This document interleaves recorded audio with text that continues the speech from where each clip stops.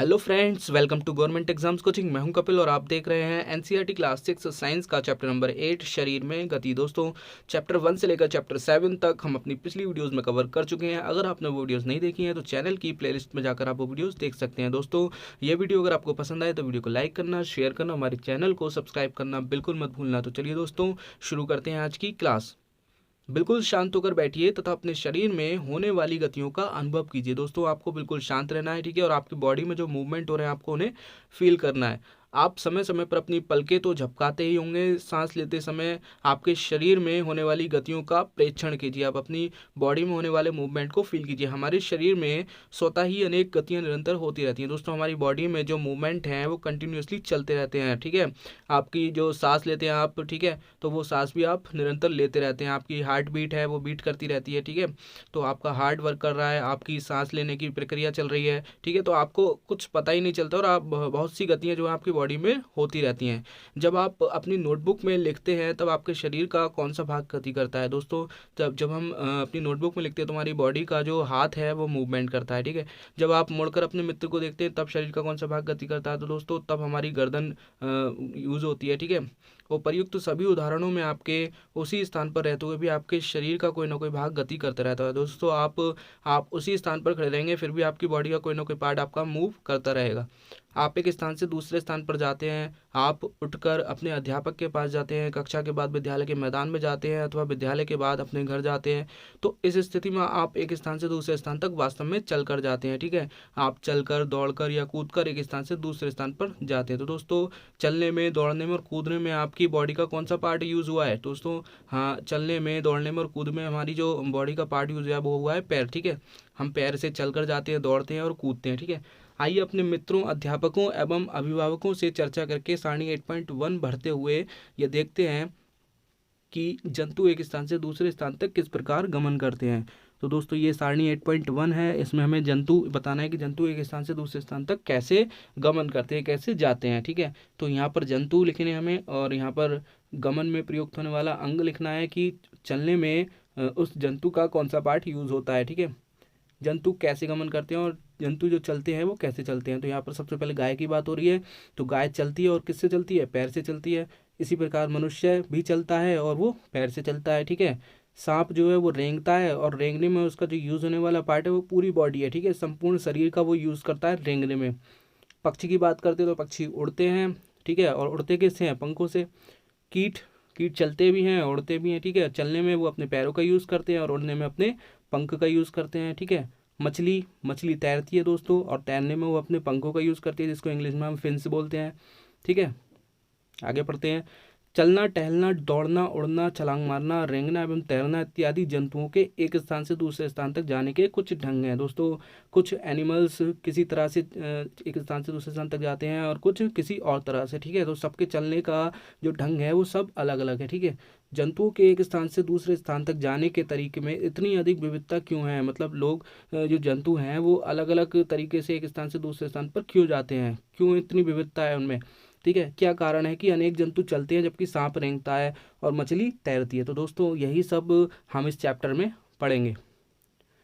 भूजो पौधों की गति को लेकर आश्चर्यचकित है। वह जानता है कि पौधे एक स्थान से दूसरे स्थान तक गति नहीं करते, परंतु क्या वे किसी दूसरे प्रकार की गति को प्रदर्शित करते हैं? दोस्तों, पौधे एक स्थान से दूसरे स्थान तक नहीं चल सकते, ठीक है, लेकिन फिर भी उनके जो अंदर मूवमेंट है, जो गति है वो होती रहती है। कैसी गति होती है? दोस्तों, पिछले चैप्टर में मैंने बताया था आपको कि उसकी जो पौधे की जड़ होती है वो मिट्टी से जल और पोषक पदार्थों को अवशोषित करती है, ठीक है। और उस जड़ और उसे तने को दे देती है, ठीक है। और तना क्या करता है? उस अवशोषित जल को और पोषक पदार्थों को पौधे के अन्य भागों तक पहुंचा देता है, ठीक है। तो इस तरह से जो पौधा है उनमें मूवमेंट चलते रहते हैं, ठीक है। मानव शरीर एवं इसकी गतियां।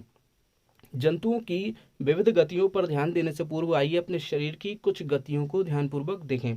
अब जंतुओं की गतियों पर बाद में ध्यान देंगे, पहले अपने शरीर की गतियों पर कुछ देख लेते हैं, ठीक है। क्या आपको विद्यालय में शारीरिक व्यायाम करते समय आनंद आता है?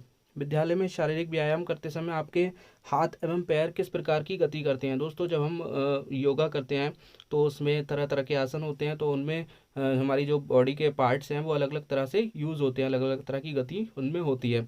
आइए, हमारा शरीर जिन गतियों को करने योग्य है, हम उनमें से कुछ शारीरिक गतियों को करने का प्रयास करें। एक काल्पनिक विकेट पर काल्पनिक गेंद फेंकने का प्रयास कीजिए। आप अपना हाथ किस प्रकार घुमाते हैं, ठीक है। जब हम एक बॉल फेंकेंगे, ठीक है, तो हमारा जो हाथ है वो किस तरह से घूमेगा। क्या आप इसे अपने कंधे से वृत्ताकार रूप से घुमाते हैं? जी हाँ, बिल्कुल। जब हम बॉलिंग करेंगे तो हमारी जो हाथ है वो मूवमेंट कैसे करेगा? वृत्ताकार रूप में, कंधे की तरफ से वृत्ताकार रूप में वो मूवमेंट करेगा। क्या आपका कंधा भी गति करता है? दोस्तों, इसमें कंधा बिल्कुल भी गति नहीं करेगा, सिर्फ हमारा हाथ कंधे के चारों तरफ गोल गोल घूमेगा, ठीक है। पीठ के बल लेट जाइए तथा अपने पैर को कूल्हे के चारों ओर घुमाइए, ठीक है। अपनी भुजा को कोहनी से, जब आप पीठ के बल लेटेंगे, ठीक है, और आप एक पैर को अपने घुमाएंगे तो आप कूल्हे के चारों तरफ उसको घुमा पाएंगे, ठीक है। अपनी भुजा को कोहनी से ऊपर नीचे कीजिए। आप अपनी भुजा को क्या करेंगे? कोहनी से ऊपर नीचे करना है। क्या आप ऊपर तो कर पाएंगे, ठीक है, नीचे भी कर पाएंगे। जब हम ऊपर करेंगे तो नीचे भी हो जाएगा, ठीक है। इसी प्रकार पैरों को घुटने से मोड़िए। अब पैरों को घुटने से मोड़ना है। अपने हाथों को अपने पार्श्व में सीधा तानिए, ठीक है। अब अपने हाथों को आपको क्या करना है? सीधा रखना है। भुजा को मोड़ते हुए अंगुलियों से कंधे को छूइए। आपको क्या करना है? आपको मोड़ते हुए कोहनी से मोड़ना है, ठीक है। कोहनी से जब आप मोड़ेंगे तो आपके हाथ की जो उंगलियां हैं वो कंधे तक छू जाएंगी, ठीक है। आपने अपने हाथ का कौन सा भाग मोड़ा? देखिए, जब हम अपने उंगलियों को कंधों से छुआएंगे तो हम अपने कोहनी को मोड़ेंगे, ठीक है। हाथों को सीधा तानकर नीचे की ओर झुकने का प्रयास कीजिए। क्या आप ऐसा कर पाते हैं? अपने शरीर के विभिन्न हिस्सों से गति करने का प्रयास कीजिए एवं प्रेक्षणों को सारणी 8.2 में नोट कीजिए। दोस्तों, इस सारणी में हमें नोट करना है। यहाँ पर शरीर का भाग है, ठीक है, और यहाँ पर हमें लिखना है कि वो मूवमेंट कैसे करता है। क्या वो पूरा घूमता है? पूरा घूमने का मतलब 360 डिग्री पूरा घूम जाता है, ठीक है। अंशतः घूमता है, मतलब थोड़ा बहुत ही घूमता है। झुकता है, उठता है, या बिल्कुल भी गति नहीं करता है, ठीक है। तो गर्दन की बात करते हैं सबसे पहले। तो गर्दन यहाँ पर फिल, ऑटोमेटिक फिल हुई है, ठीक है। तो गर्दन क्या है? पूरी नहीं घूमती हमारी, अंशतः घूमती है, थोड़ी ही घूमती है, लेफ्ट घूमती है और राइट घूमती है, ठीक है।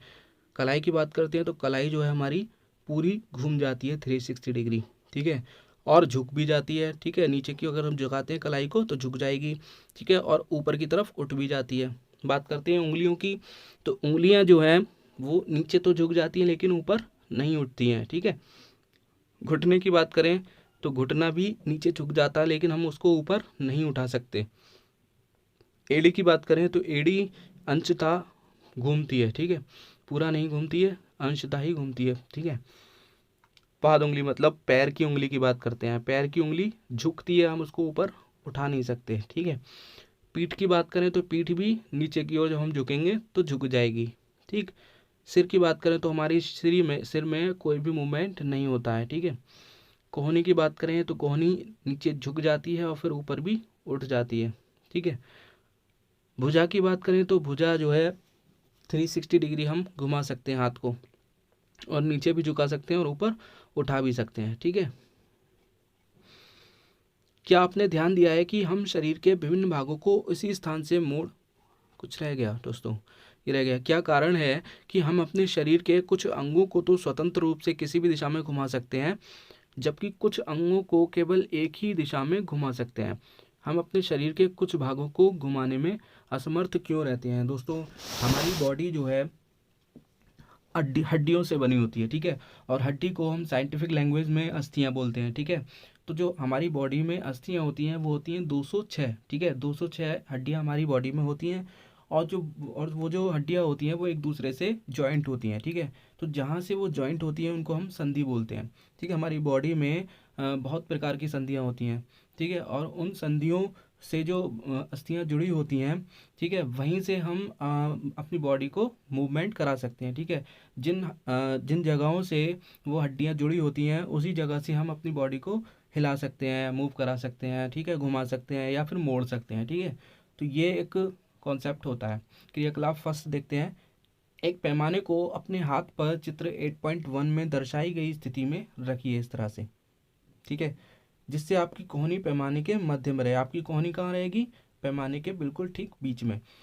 अपने मित्र से पैमाने तथा हाथ को एक साथ बांधने के लिए कहिए। अब इसको बांध दीजिए, ठीक है, हाथ से। अब अपनी कोहनी को मोड़ने का प्रयास कीजिए। क्या आप इसे मोड़ पाते हैं?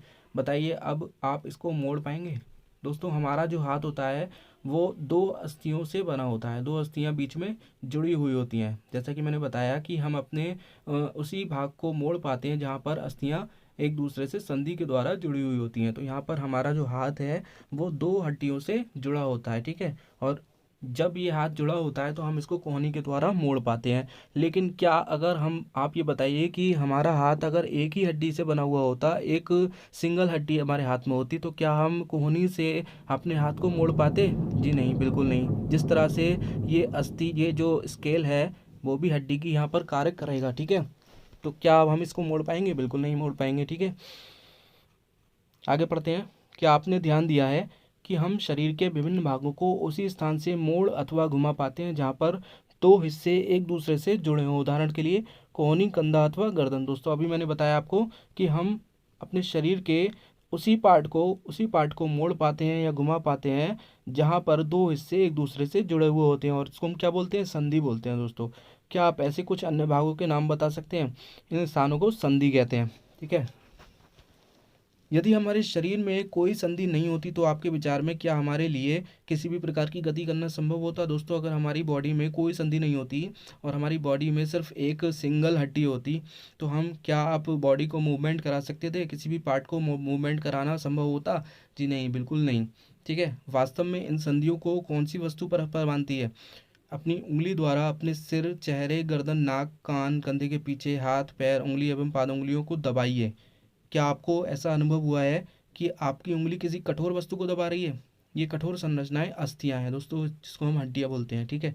अपने शरीर के अन्य भागों में इस प्रक्रिया को दोहराइए। इतनी सारी अस्थियां, जब अस्थियों को नहीं मोड़ा जा सकता तब हम अपनी कोहनी को कैसे मोड़ लेते हैं? जब हम हड्डी को नहीं मोड़ सकते तो हम अपनी कोहनी को कैसे मोड़ पाते हैं? दोस्तों मैंने आपको बताया अभी कि कोहनी में जो संधि होती है जिसकी वजह से हम अपने हाथ को मोड़ पाते हैं, ठीक है।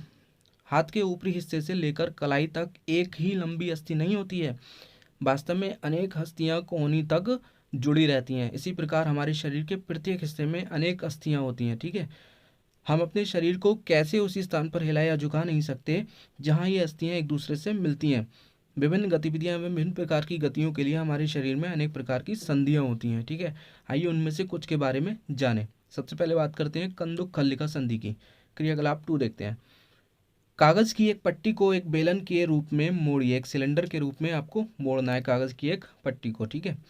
रबड़ अथवा प्लास्टिक की एक पुरानी गेंद में एक छेद करके उसमें मोड़े हुए कागज के बेलन को डालिए, जैसा कि चित्र में दिखाया गया है। आपको क्या करना है? एक कागज लेना है और उसको इस तरह से बेलनाकार रूप में मोड़ना है, ठीक है। अब एक गेंद लेनी है, ये गेंद, ठीक है, और इसमें एक छेद करना है और इस मोड़े हुए आप कागज को आपको इसमें फंसा देना है, ठीक है। आप कागज के बेलन को गेंद पर भी आप गेंद पर चिपका भी सकते हैं। आप इस कागज के बेलन को इस गेंद पर चिपका भी सकते हैं, ठीक है। गेंद को एक छोटी कटोरी में रखकर चारों ओर घुमाने का प्रयास कीजिए। अब इस बॉल को आपको एक छोटी कटोरी में, ये जो कटोरी आप देख रहे हैं, इसमें आप रखकर इसे चारों तरफ घुमाने का प्रयास करेंगे। क्या गेंद कटोरी में स्वतंत्र रूप से घूमती है? जी हाँ, बिल्कुल, ठीक है। क्या कागज का बेलन भी घूमता है? जी नहीं, कागज का बेलन तो इससे फिक्स है ना, तो ये नहीं घूमेगा। सिर्फ ये बॉल जो है वो इस कटोरी के चारों तरफ घूमेगी। अब कल्पना कीजिए कि कागज का बेलन आपका हाथ है। कागज का बेलन ये क्या है? आपका हाथ है, ठीक है, तथा गेंद इसका एक सिरा है। और ये गेंद क्या है? एक सिरा है। आप इसको कंधा भी मान सकते हैं, ठीक है। ये हाथ है और ये कंधा है, ठीक है। कटोरी कंधे के उस भाग के समान है जिससे आपका हाथ जुड़ा हुआ है। अब कटोरी क्या है? ये कंधे के उस भाग के समान है जिससे आपका ये हाथ जुड़ा हुआ है, ठीक है। एक अस्थि का गेंद वाला गोल हिस्सा दूसरी अस्थि की कटोरी रूपी गुहिका में धंसा हुआ है। अब क्या हुआ है यहाँ पर? एक अस्थि का गेंद वाला हिस्सा, ये वाला हिस्सा दूसरी अस्थि की कटोरी रूपी गुहिका में घुसा हुआ है, ठीक है। इस प्रकार की संधि सभी दिशाओं में गति प्रदान करती है। दोस्तों अब ये जो संधि है, इस तरह की संधि सभी दिशाओं में गति को प्रदान करेगी। क्या आप इन गतियों में उपरोक्त प्रकार की संधि का कोई अन्य उदाहरण खोज सकते हैं? इस अनुभाग के प्रारंभ में शरीर के विभिन्न भागों को हमारे द्वारा दी गई गतियों का स्मरण कीजिए। तो दोस्तों ये कंदुक खल्लिका संधि जो होती है वो हमारे कंधे में होती है, ठीक है, कंधा और हाथ में। कंदुक खल्लिका संधि होती है कंधे और हाथ में, और दूसरी संधि इसी प्रकार की कंदुक खल्लिका संधि होती है कूल्हे और टांग के बीच में, ठीक है। कंधा और हाथ के बीच में, कूल्हे और टांग के बीच में। तो दोस्तों ये क्वेश्चन पूछा जाता है कि कंदुक खल्लिका संधि हमारी बॉडी के किस पार्ट के मध्य होती है। तो हमारी कंधा जो और हाथ जो होता है उसके मध्य में होती है कंदुक खल्लिका संधि, और कूल्हे और टांग के मध्य में होती है। ठीक है, बात करते हैं धुराग्र संधि की। गर्दन तथा सिर को जोड़ने वाली संधि धुराग्र संधि है। ठीक है, गर्दन तथा सिर को जोड़ने वाली संधि धुराग्र संधि है। इसके द्वारा सिर को आगे पीछे या दाएं एवं बाएं घुमा सकते हैं। इन गतियों को करने का प्रयास कीजिए। यह गति हमारे हाथ की उस गति से किस प्रकार भिन्न है जिसमें कंदुक खल्लिका संधि द्वारा हाथ को पूर्णतः वृत्ताकार रूप में घुमा सकते हैं। तो दोस्तों कंदुक खल्लिका संधि में क्या होता था, हम अपने हाथ को चारों तरफ घुमा सकते हैं। ठीक है, कंदुक खल्लिका संधि में हम अपने हाथ को चारों तरफ घुमा सकते हैं, लेकिन धुराग्र संधि में हम इसे सिर्फ आगे पीछे कर सकते हैं और दाएं बाएं घुमा सकते हैं, हम इसको पीछे नहीं घुमा सकते। क्या आप अपनी गर्दन को पीछे घुमा सकते हैं? जी नहीं, बिल्कुल नहीं। तो यही अंतर है कंदुक खल्लिका संधि में और धुराग्र संधि में। तो धुराग्र संधि में बेलनाकार अस्थि एक छल्ले में घूमती है। दोस्तों इसमें एक छल्ला होता है जिसकी वजह से हम अपनी गर्दन को आगे पीछे, आगे ऊपर नीचे और दाएं बाएं कर सकते हैं। ठीक है,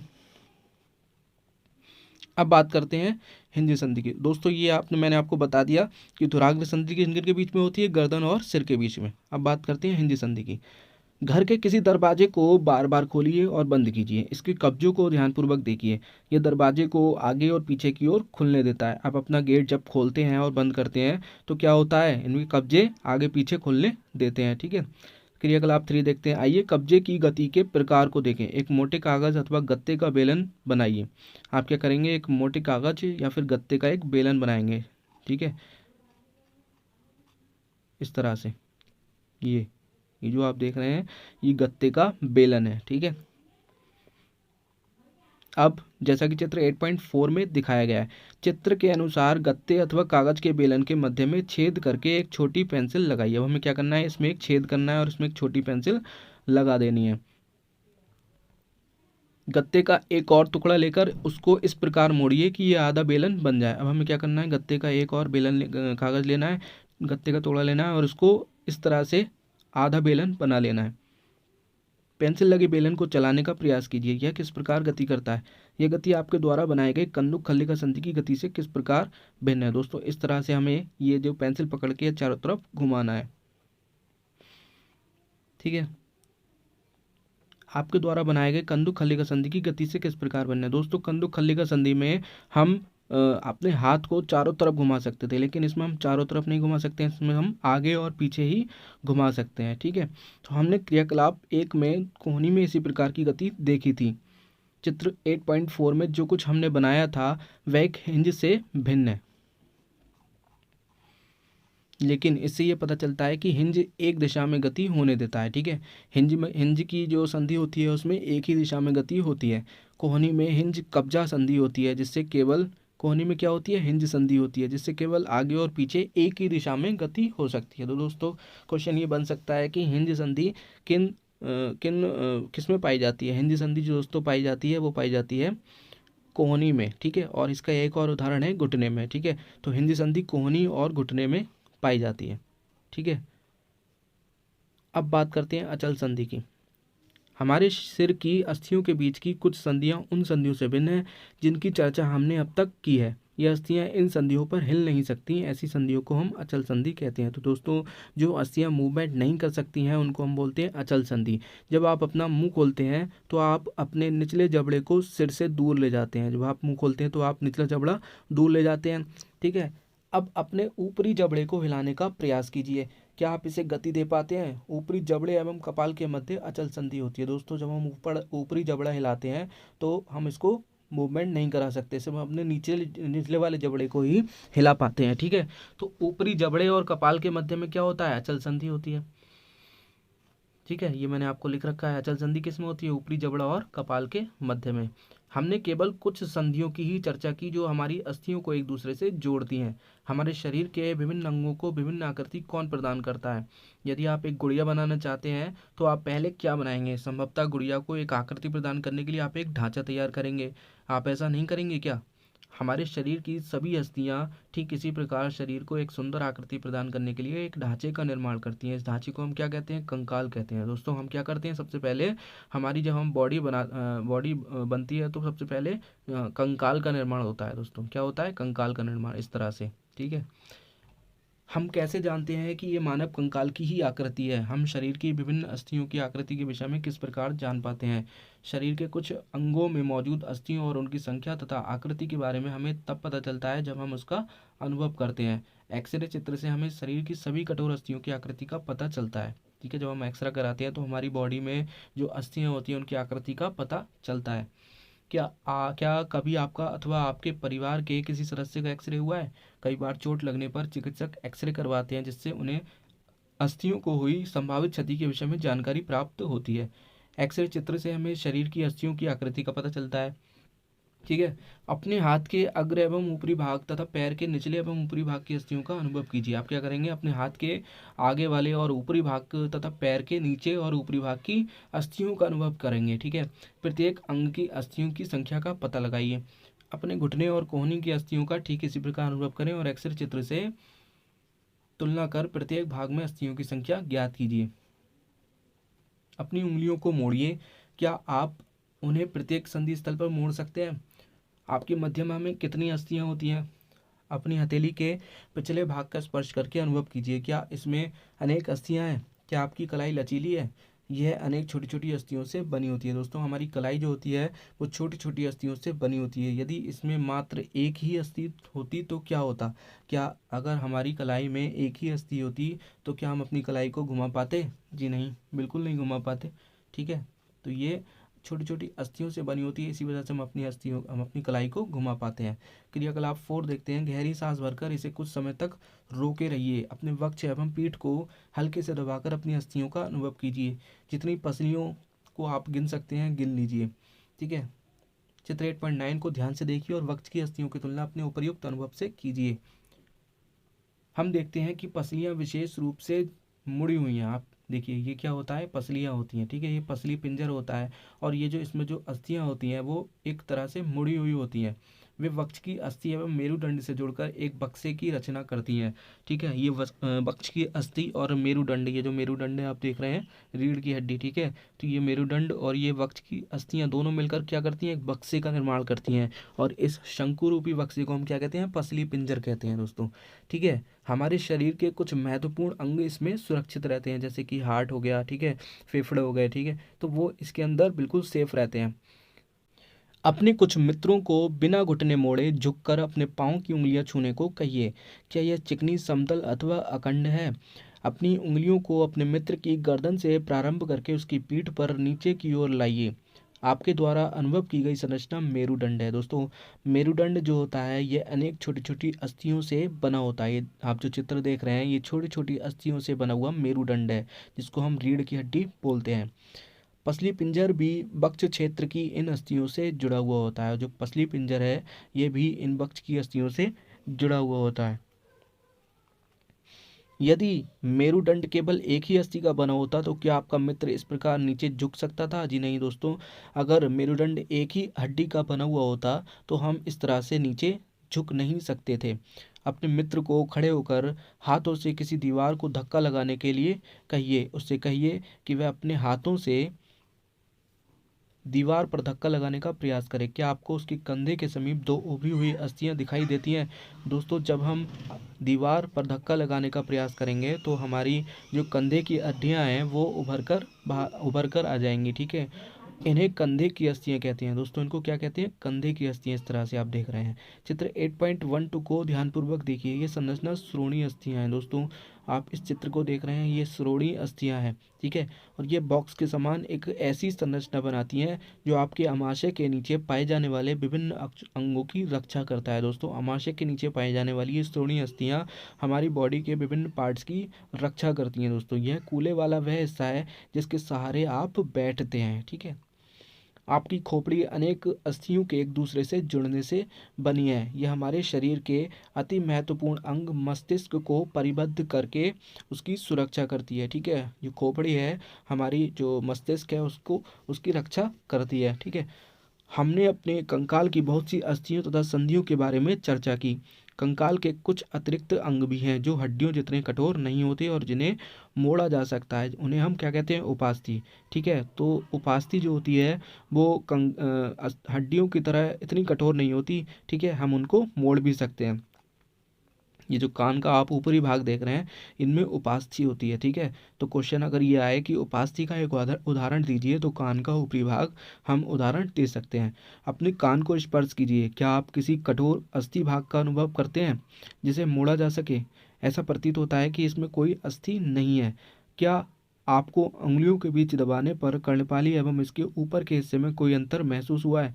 क्या आपको ऐसा लगा कि कान का ऊपरी भाग उतना लचीला नहीं है जितना कि हमारी कर्णपाली? दोस्तों, जो कर्णपाली है नीचे वाली, ठीक है, ये उतनी लचीली नहीं है जितना कि ये जो ऊपर वाला भाग है कान का, ये उतना लचीला नहीं है जितने की हमारी कर्णपाली होती है। ठीक है, परंतु ये अस्थि जैसा कठोर भी नहीं है, लेकिन ये वाला पार्ट अस्थि जितना कठोर भी नहीं है। ठीक है, कर्णपाली से तो कठोर है, लेकिन इतना कठोर नहीं है कि जितनी अस्थि होती है। ठीक है, तो शरीर की संधियों में भी उपास्थि पाई जाती है। दोस्तों, शरीर की संधियों में भी उपास्थि होती है। हमने देखा है कि मानव कंकाल अनेक अस्थियों, संधियों में उपास्थियों से मिलकर बना होता है। आप उनमें से बहुत को देख सकते हैं, मोड़ सकते हैं तथा गति दे सकते हैं। अपनी नोटबुक में कंकाल का स्वच्छ आलेख बनाएं। हमने अपने शरीर की उन अस्थियों एवं उनकी संधियों के विषय में जानकारी प्राप्त कर ली है जो विभिन्न प्रकार की गति करने में हमारी सहायता करती हैं। अस्थियों को इस प्रकार की गति करने योग्य कौन बनाता है? आइए इसका पता लगाएं। ठीक है, अब अस्थियां गति करती कैसे हैं, ये पता लगाते हैं। आप अपने एक हाथ की मुट्ठी बनाइए। मुट्ठी के अंगूठे से इसी बाजू के कंधे को छूने का प्रयास कीजिए। क्या आप अपनी ऊपरी भुजा में कुछ परिवर्तन अनुभव करते हैं? जब आप उंगली से अपनी बाजू के दूसरे ऊपर वाले पार्ट को छूने का प्रयास करेंगे तो आप देखेंगे कि क्या आप अपनी ऊपरी भुजा में कुछ परिवर्तन अनुभव करते हैं? जो हम देखेंगे तो हम देखेंगे कि ऊपरी वाला जो पार्ट है वो थोड़ा सा फूल जाता है। दूसरे हाथ से इसे छू कर देखिए, क्या आपको कोई उभरा हुआ भाग दिखाई देता है? जी हाँ, तो इसे हम क्या कहते हैं? इसे पेशी कहते हैं। ठीक है, संकुचित लंबाई में कमी होने के कारण पेशियां उभर आती हैं। जब लंबाई कम होती है, मतलब संकुचन होता है, तो पेशियां जो होती हैं वो उभर आती हैं। ठीक है, अब आप अपने हाथ को पुनः सामान्य स्थिति में लाइए। अब आप अपने हाथ को सीधा करेंगे तो आपकी जो पेशी जो उभरी हुई थी वो पुनः वापस स्थिति में, सामान्य स्थिति में आ जाएगी। ठीक है, पेशियों का क्या होता है, ये अभी भी संकुचित अवस्था में है? नहीं, अब संकुचित अवस्था में नहीं होंगी। चलते अथवा भागते समय आप अपने पैरों की पेशियों में भी इसी प्रकार का संकुचन देख सकते हैं। संकुचन की अवस्था में पेशी छोटी, कठोर एवं मोटी हो जाती है। जब आप संकुचन करते हैं, ठीक है, तो हमारी जो पेशी होती है वो छोटी हो जाती है, कठोर हो जाती है और मोटी हो जाती है। यह अस्थि को खींचती है। किसी अस्थि को गति प्रदान करने के लिए दो पेशियों को संयुक्त रूप से कार्य करना होता है। ठीक है, जब दो पेशियों में से कोई एक सिकुड़ती है तो अस्थि उस दिशा में खिंच जाती है।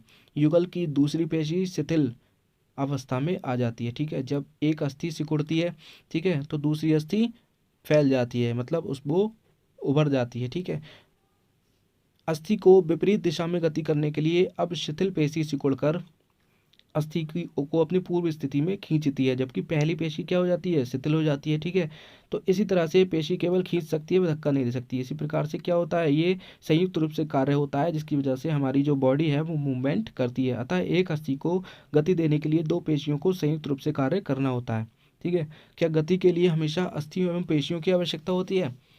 दूसरे जंतु किस प्रकार चलते हैं? क्या सभी जंतुओं में अस्थियां पाई जाती हैं? केंचुए अथवा घोंगे में क्या होता है? आइए कुछ जंतुओं की गतियों का अध्ययन करते हैं। तो दोस्तों, कुछ जंतुओं में अस्थियों और पेशियों की आवश्यकता नहीं होती है। वे बिना अस्थियों और पेशियों के भी मूवमेंट करते हैं। कैसे करते हैं, चलिए देखते हैं। जंतुओं की चाल, सबसे पहले केंचुए के बारे में बात करते हैं। क्रियाकलाप 5 करते हैं। बगीचे में चलते हुए केंचुए का निरीक्षण कीजिए। इसे पकड़कर एक स्याही शोक फिल्टर पेपर पर रखिए। ठीक है, इसकी गति का प्रेक्षण कीजिए। इसके पश्चात केंचुए को एक कांच की पट्टी, ठीक है, कांच की पट्टी या टुकड़े, टाइल या फिर किसी चिकनी सतह पर रखिए तथा इसी गति का प्रेक्षण कीजिए। क्या यह गति पेपर पर केंचुए की गति से भिन्न है? जी हाँ, जो गति होगी पेपर पर, ठीक है, वो ज़्यादा तेज होगी और जो शीशे पर या फिर कांच पर गति होगी वो थोड़ी कम होगी। ऊपर की दो सतहों में से किस पर केंचुआ आसानी से चल सकता है? केचुए का शरीर एक सिरे को दूसरे से सटाकर रखे गए अनेक छल्लों से बना प्रतीत होता है। केचुए का शरीर क्या होता है? अनेक छल्लों का बना हुआ होता है। ठीक है। केचुए के शरीर में अस्थियां नहीं होती हैं, परंतु इसमें पेशियां होती हैं। क्या होती हैं? पेशियां होती हैं, इनमें अस्थियां नहीं होती। दोस्तों इंपॉर्टेंट क्वेश्चन ये है कि केचुए में अस्थियां नहीं होती हैं, इनमें क्या होती हैं? केवल पेशियां होती हैं, जो उसके शरीर के घटने और बढ़ने में सहायता करती हैं। चलने के दौरान केचुआ अपने शरीर के पश्च भाग को भूमि में जकड़े रखता है। ठीक है। पिछले वाले भाग को क्या करता है? भूमि में जकड़े रखता है तथा अग्र भाग को फैलाता है। ठीक है। पीछे वाले भाग को भूमि में पकड़े रखता है और आगे वाले भाग को फैलाता है। इसके बाद वह आगे वाले भाग से भूमि को पकड़ता है। ठीक है। और पीछे वाले भाग को स्वतंत्र कर देता है। इसके पश्चात ये शरीर को संकुचित करता है तथा पश्च भाग को आगे की ओर खींचता है। इससे वह कुछ दूरी तक आगे बढ़ता है। केचुआ इस प्रक्रिया को बार बार दोहराते हुए मिट्टी पर आगे बढ़ता है। इससे इसके शरीर में चिकने पदार्थ होते हैं जो उसे चलने में सहायता करते हैं। यह अपने शरीर के हिस्से को जमीन से किस प्रकार टिकाता है? इसके शरीर में छोटे छोटे अनेक शूक बाल जैसी आकृति होती है। दोस्तों केंचुए के शरीर में क्या होता है? छोटे छोटे शूक होते हैं। ठीक है। ये शूक पेशियों से जुड़े होते हैं। ठीक है। ये शूक मिट्टी में उसकी पकड़ को मजबूत बनाते हैं। क्या करते हैं? मिट्टी में उसकी पकड़ को मजबूत बनाते हैं। केचुआ वास्तव में अपने रास्ते में आने वाली मिट्टी को खाता है। ठीक है। अब क्वेश्चन ये बनता है कि केचुए का भोजन क्या होता है? तो केचुआ वास्तव में अपने रास्ते में आने वाली मिट्टी को खाता चला जाता है। उसका शरीर अनपचे पदार्थ को बाहर निकाल देता है। ठीक है। केचुए द्वारा किया गया यह कार्य मिट्टी को उपजाऊ बनाता है, जिससे पौधों को फायदा होता है। ठीक है। चलिए अब घोंगे के बारे में पढ़ते हैं। क्रियाकलाप 6। किसी बगीचे से एक घोंगा पकड़िए। क्या आपने इसकी पीठ पर गोल संरचना देखी है? ये जो आप देख रहे हैं गोल संरचना, इसे कवच कहते हैं। और ये घोंगे का बाह्य कंकाल है। ठीक है। ये क्या है? बाह्य कंकाल। परंतु यह अस्थियों का बना नहीं होता। और यह बाह्य कंकाल किससे बना होता है? यह कवच एकल एकक होता है। ठीक है। ये अस्थियों का बना हुआ नहीं होता है बाह्य कवच, ये एकल एकक होता है। और यह घोंगे को चलने में कोई सहायता भी नहीं करता है। ठीक है। यह घोंगे के साथ खिंचता चलाता है। अब ये चलता है तो ये कवच जो है इसके साथ खिंचता चला जाता है। ये इसको चलने में कोई भी सहायता प्रदान नहीं करता है। घोंगे को कांच की पट्टिका पर रखकर इसका प्रेक्षण कीजिए। जब ये चलना प्रारंभ करे तो सावधानी से कांच की पट्टिका को अपने हाथों से अपने सिर से उठाकर कांच के नीचे की ओर से उसके चलने के ढंग का प्रेक्षण कीजिए। कवच का छेद खुलने पर आपने उससे एक मोटी मांसल संरचना एवं सिर बाहर आते देखा है। जी हाँ, बिल्कुल। जब हम इसको चलते हुए देखेंगे तो इसके अंदर से ये जो मोटी संरचना है, उसका जो सिर है वो इसके अंदर से निकल करके बाहर आएगा। ठीक है। मोटी संरचना इसका पाद है, इसका मतलब पैर है, जो दृढ़ पेशियों का बना होता है। जो मोटी संरचना आप देख रहे हैं ये दृढ़ पेशियों का बना होता है और उसका पैर होता है। ठीक है। अब सावधानी पूर्वक कांच की प्लेट को एक और थोड़ा सा झुकाइए। पाद पैर की लहरदार गति दिखाई देती है। क्या घोंगे की गति केचुए की गति से तीव्र है अथवा धीमी? लगभग दोनों बराबर ही होगी। ठीक है। बात करते हैं तिलचट्टे की। किसी कॉकरोच तिलचट्टा का परीक्षण कीजिए। दोस्तों तिलचट्टा कॉकरोच को ही कहते हैं। तिलचट्टा जमीन पर चलता है, दीवार पर चढ़ता है, वायु में उड़ता भी है। इसमें 3 जोड़ी पैर होते हैं। दोस्तों क्वेश्चन ये बनता है कि तिलचट्टे में कितने पैर होते हैं? तो 3 जोड़ी इसमें पैर होते हैं जो चलने में सहायता करते हैं। इसका शरीर कठोर बाह्य कंकाल द्वारा ढका होता है। इसका शरीर किससे ढका होता है? बाह्य कंकाल से ढका होता है। यह बाह्य कंकाल विभिन्न एककों की परस्पर संधियों द्वारा बना होता है। ठीक है। जिसके कारण गति संभव हो पाती है। वक्ष से 2 जोड़े पंख भी जुड़े होते हैं। इसके वक्ष से कैसे कितने जोड़े पंख जुड़े हुए होते हैं? 2 जोड़े। ठीक है। अगले पैर संकरे और पिछले पैर चौड़े एवं बहुत पतले होते हैं। ठीक है। आगे जो वाले पैर होते हैं वो संकरे होते हैं और पिछले वाले पैर चौड़े और बहुत पतले होते हैं। ठीक है। तिलचट्टे में विशिष्ट पेशियां होती हैं। पैर की पेशियां उन्हें चलने में सहायता करती हैं। वक्ष की पेशियां तिलचट्टे के उड़ने के समय उसके परों को गति देती हैं। ठीक है। पक्षी की बात करते हैं। पक्षी हवा में उड़ते हैं तथा भूमि पर चलते हैं। बत्तख तथा हंस जैसे कुछ पक्षी जल में तैरते भी हैं। ठीक है। पक्षी इसलिए उड़ पाते हैं क्योंकि उनका शरीर उड़ने के लिए अनुकूलित होता है। ठीक है। उनकी अस्थियों में वायु प्रकोष्ठ होते हैं। उनकी अस्थियों में क्या होते हैं? वायु प्रकोष्ठ होते हैं, जिनके कारण उनकी अस्थियां जो हैं हल्की परंतु मजबूत होती हैं। ठीक है। पश्चपात मतलब पिछले वाले पैरों की अस्थियां जो होती हैं चलने एवं बैठने के लिए अनुकूलित होती हैं। पिछले वाले पैर क्या करते हैं? ये जो आप पैर देख रहे हैं ये चलने और बैठने के लिए अनुकूलित होते हैं। ठीक है। अग्रपाद की अस्थियां रूपांतरित होकर पक्षी के पंख बनाती हैं और आगे वाले पैर क्या हो जाते हैं? वो पंख बन जाते हैं। जब ये उड़ता है पक्षी तो उड़ते समय ये अगले वाले पैर जो होते हैं वो पंख बन जाते हैं। ठीक है। कंधे की अस्थियां मजबूत होती हैं। वक्ष की अस्थियां उड़ने वाली पेशियों को जकड़े रखने के लिए विशेष रूप से रूपांतरित होती हैं तथा पंखों को ऊपर नीचे करने में सहायता करती हैं। ठीक है। जो वक्ष की अस्थियां होती हैं इनकी ओढ़ने वाली पेशियों को जकड़े रखने के लिए विशेष रूप से रूपांतरित होती हैं और पंखों को क्या करती हैं, ऊपर नीचे करने में सहायता प्रदान करती हैं। बात करते हैं मछली की। कागज की एक नाव बनाकर उसे पानी पर इस प्रकार रखिए कि उसका नुकीला भाग जो है वो आगे की ओर रहे। इसे धीरे से धक्का दीजिए इस तरह से, ठीक है। क्या यह जल पर आगे की ओर तेजी से जाती है? जी हाँ, बिल्कुल जाएगी। अब नाव को दोनों सिरों से पकड़कर इस प्रकार धक्का दीजिए कि वह चौड़ी ओर से जल में जाए। इस तरह से अगर हम इस तरह से धक्का देंगे तो क्या इस प्रकार नाव जल में सरलता से चल सकती है? जी नहीं, अब इस तरह से बिल्कुल भी नहीं चलेगी सरलता से। क्या आपने ध्यान दिया है कि नाव की आकृति काफ़ी सीमा तक मछली जैसी है, इस तरह की होती है? जी हाँ, बिल्कुल। मछली का सिर एवं पूंछ उसके मध्य भाग की अपेक्षा पतला एवं नुकीला होता है। इसका जो सिर होता है और जो पिछला भाग होता है वो बीच वाले भाग से पतला और नुकीला होता है। शरीर की ऐसी आकृति धारालेखीय होती है। तो दोस्तों क्वेश्चन ये बनता है कि मछली की आकृति कैसी होती है? तो मछली की आकृति होती है धारालेखीय। और धारालेखीय मतलब वो होती है कि आगे और पीछे वाला भाग जो होता है वो बीच वाले भाग से पतला और नुकीला होता है, ठीक है।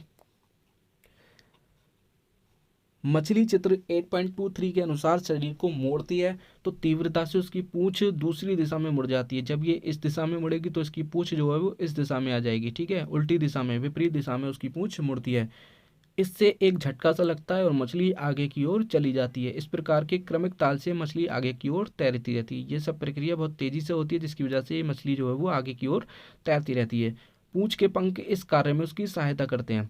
मछली के शरीर पर और भी पंख होते हैं जो तैरते समय जल में संतुलन बनाए रखने एवं दिशा निर्धारण में सहायता करते हैं। क्या आपने कभी ध्यान दिया है कि गोताखोर अपने पैरों में इन पंखों की तरह के विशेष आरित्र पहनते हैं जो उन्हें जल में तैरने में सहायता करते हैं, ठीक है। सर्प कैसे चलते हैं? क्या आपने सांप को फिसलते हुए आगे बढ़ते देखा है? क्या ये सीधा चलता है? जी नहीं, सीधा नहीं चलता है, ये टेढ़ा बेढ़ा चलता है। सर्प का मेरुदंड लंबा होता है। इसका मेरुदंड कैसा होता है? लंबा होता है। शरीर की पेशियां क्षीण होती हैं एवं असंख्य होती हैं। इसकी बॉडी में जो पेशियां होती हैं वो कमजोर होती हैं। बहुत अधिक संख्या में पेशियां होती हैं। वे परस्पर कैसी होती हैं? एक दूसरे से जुड़ी हुई होती हैं, चाहे वे दूर ही क्यों ना हो। पेशियां मेरुदंड, पसलियों एवं त्वचा को भी एक दूसरे से जोड़ती हैं। पेशियां क्या करती हैं? मेरुदंड, पसलियों और त्वचा को भी एक दूसरे से जोड़ती हैं। सांप का शरीर अनेक वलय में मुड़ा हुआ होता है, ठीक है। इनका जो शरीर होता है वो अनेक वलयों में मुड़ा हुआ होता है। इसी प्रकार सर्प का प्रत्येक वलय उसे आगे की ओर ढकेलता है। इसका शरीर अनेक वलय बनाता है और प्रत्येक वलय आगे को धक्का देता है, ठीक है। इसका जो वलय होते हैं सांप के, वो क्या करते हैं? इसकी बॉडी को आगे की ओर धक्का देने का काम करते हैं जिसकी वजह से ये आगे चलता रहता है। इस कारण सर्प बहुत तेज गति से आगे की ओर चलता है परंतु सरल रेखा में नहीं चलता। ये कैसे चलता है? टेढ़ा मेढ़ा चलता है। हमने विभिन्न जंतुओं को गति प्रदान करने वाली अस्थियों एवं पेशियों के विषय में जानकारी प्राप्त की। पहेली एवं बूझों के पिटारे में विभिन्न जंतुओं की गतियों से संबंधित अनेक प्रश्न हैं। इसी प्रकार आपके मस्तिष्क में भी अनेक प्रश्न उभर रहे होंगे। प्रसिद्ध ग्रीक दार्शनिक अरस्तु ने अपनी पुस्तक गेट ऑफ एनिमल्स में स्वयं अपने आप से ऐसे अनेक प्रश्न पूछे थे। विभिन्न जंतुओं के शरीर में विभिन्न भाग क्यों होते हैं? ये विशेष अंग उन जंतुओं की विशेष गति से किस प्रकार सहायक हैं? विभिन्न जंतुओं के शारीरिक अंगों में क्या समानताएं हैं एवं क्या विभिन्नताएं हैं? विभिन्न जंतुओं को चलने के लिए कितने अंगों की आवश्यकता होती है? मनुष्य के 2 पैर तथा गाय और भैंस के 4 पैर क्यों होते हैं? बहुत से जंतु संपादी होते हैं, क्यों? हमारे पैरों के मुड़ने का ढंग हमारे हाथों की तुलना में अलग क्यों है? इतने अधिक प्रश्न संभवतः अपने क्रियाकलापों द्वारा हमने कुछ प्रश्नों के उत्तर प्राप्त करने का प्रयास किया है। हमें कुछ और प्रश्नों के उत्तर खोजने हैं, ठीक है। तो यहाँ पर हमारा चैप्टर समाप्त हो रहा है। थोड़ा सा सारांश देख लेते हैं। अस्थि एवं उपास्थि मानव कंकाल बनाते हैं। दोनों मिलकर के क्या बनाते हैं? मानव कंकाल बनाते हैं। ये शरीर का पिंजर बनाता है और इसे एक आकृति भी देता है। कंकाल क्या करता है? हमारे शरीर का जो पिंजर है वो बनाता है और इसे एक आकृति भी देता है। कंकाल चलने में सहायक भी होता है और हमारे आंतरिक अंगों की सुरक्षा भी करता है, ठीक है। मानव कंकाल खोपड़ी, मेरुदंड, पसलियों, वक्ष की अस्थि, कंधे एवं श्रोणि मेखला तथा हाथ एवं पांव की अस्थियों से बना हुआ होता है, ठीक है। पेशियों के जोड़े के एकांतर क्रम में सिकुड़ने एवं फैलने से अस्थियां क्या करती हैं? मूवमेंट करती हैं, गति करती हैं, ठीक है। अस्थियों की संधियां अनेक प्रकार की होती हैं। यह उस संधि की प्रकृति एवं गति की दिशा पर निर्भर करता है। पक्षियों की दृढ़ पेशियां कैसी होती हैं? हल्की अस्थियां मिलकर उन्हें उड़ने में सहायता करती हैं। पक्षियों की जो दृढ़ पेशियां हैं तथा हल्की अस्थियां हैं, ये मिलकर क्या करती हैं? उन्हें उड़ने में सहायता प्रदान करती हैं। ये पंखों को फड़फड़ाकर उड़ने देती हैं। मछली शरीर के दोनों ओर एकांतर क्रम में वलय बनाकर जल में तैरती है। सर्प अपने शरीर के दोनों ओर एकांतर क्रम में वलय बनाते हुए भूमि पर वलयाकार गति करता हुआ आगे की ओर फिसलता है। बहुत सारी अस्थियां एवं उसमें जुड़ी पेशियां शरीर को आगे की ओर धक्का देती हैं। तिलचट्टे का शरीर एवं पैर कठोर आवरण से ढके होते हैं जो बाह्य कंकाल बनाता है। वक्ष की पेशियां 3 जोड़ी पैर एवं 2 जोड़ी पंखों से जुड़ी होती हैं जो तिलचट्टे को चलने एवं उड़ने में सहायता करती हैं। केंचुए में गति शरीर की पेशियों के बारी बारी से विस्तरण एवं संकुचन से होती है। शरीर की अधः सतह पर शूक केंचुए को भूमि पर पकड़ बनाने में सहायक है। घोंगा पेशीय पाद की सहायता से चलता है। दोस्तों कुछ एक्सरसाइज कर लेते हैं। अस्थियों की संधियां शरीर को गति प्रदान करने में सहायता करती हैं। ठीक है, अस्थियों की संधियां क्या करती हैं? शरीर को मूवमेंट कराने में सहायता प्रदान करती हैं। अस्थियां एवं उपास्थि संयुक्त रूप से शरीर का कंकाल बनाते हैं। ठीक है, ये दोनों मिलकर के क्या बनाते हैं? बॉडी का कंकाल बनाते हैं। कोहनी की अस्थियां हिंद संधि द्वारा जुड़ी होती हैं। ठीक है, कोहनी की अस्थियां किससे जुड़ी होती हैं? हिंद संधि के द्वारा जुड़ी हुई होती हैं। गति करते समय पेशियों के संकुचन से अस्थियां खिंचती हैं। दोस्तों जब हम मूवमेंट करते हैं तो हमारी पेशियों का संकुचन होता है जिसकी वजह से हमारी जो अस्थियां होती हैं वो खिंचती हैं। ट्रू फॉल्स देखते हैं। सभी जंतुओं की गति एवं चलन बिल्कुल एक समान होता है? जी नहीं, सभी जंतुओं की गति अलग होती है। ठीक है, उपास्थि अस्थि की अपेक्षा कठोर होती है? जी नहीं, बिल्कुल गलत है ये। जो अस्थि होती है उपास्थि की अपेक्षा कठोर होती है। ठीक है, उपास्थि थोड़ी सी लचीली होती है और अस्थि जो है वो कठोर होती है। अंगुलियों की अस्थियों में संधि नहीं होती। दोस्तों उंगलियों की अस्थियों में संधि होती है जिसकी वजह से हम उंगलियों को मोड़ पाते हैं, तो ये भी फॉल्स है। अग्रभुजा में 2 अस्थियां होती हैं? जी हाँ, बिल्कुल अग्रभुजा में 2 अस्थियां होती हैं, बिल्कुल राइट। तिलचट्टू में बाह्य कंकाल पाया जाता है? ये भी राइट है। मैचिंग देखते हैं। ऊपरी जबड़ा। दोस्तों ऊपरी जबड़ा क्या होता है? एक अचल संधि है। ठीक है, ऊपरी जबड़ा क्या है? एक अचल संधि है। मछली मछली के मछली का शरीर धारा रेखीय होता है। ठीक है, मछली का शरीर कैसा होता है? धारा रेखीय होता है और मछली के शरीर पर पंख होते हैं। ठीक है, मछली के शरीर पर पंख भी होती हैं जिसको हम फिन्स बोलते हैं, जिसकी वजह से मछली तैर पाती है। पसलियाँ पसलियाँ हृदय की सुरक्षा करती हैं। ठीक है, हृदय की सुरक्षा करती हैं। घोंगा घोंगे में बाह्य कंकाल होता है। ठीक है, तिलचट्टा तिलचट्टा बहुत धीमी गति से चलता है। ठीक है, और हवा में उड़ सकता है। ठीक है, तो ये था दोस्तों चैप्टर 7 क्लास 6 की साइंस का। आगे भी इसी तरह की वीडियोस को पाने के लिए आप हमारे चैनल को सब्सक्राइब कर सकते हैं। दोस्तों ये वीडियो अगर पसंद आई हो तो वीडियो को लाइक करना, शेयर करना, हमारे चैनल को सब्सक्राइब करना बिल्कुल मत भूलना। दोस्तों इस तरह की हाईलाइटेड पीडीएफ्स और एनसीईआरटी एमसीक्यूज़ को पाने के लिए आप हमारे टेलीग्राम ग्रुप को ज्वाइन कर सकते हैं जिसका लिंक हमने डिस्क्रिप्शन बॉक्स में दिया हुआ है। तो चलिए दोस्तों मिलते हैं आपसे नेक्स्ट वीडियो में, तब तक के लिए गुड बाय।